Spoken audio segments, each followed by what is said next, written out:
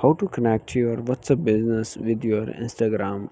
Hello everyone, welcome to this video. In this video, I'm going to show you step by step how to connect your business WhatsApp with your Instagram.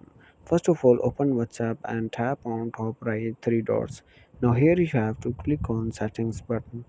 After that, you have to click on top business tools. Here you can see when you click on top business tool, here you have to scroll down and click on Facebook and Instagram.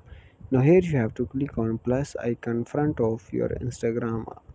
When you click on this, here you have to click on continue, and here you have to open Instagram in the new window.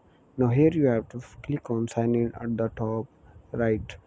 After that, here you have to add your username and password of your Instagram and tap on connect.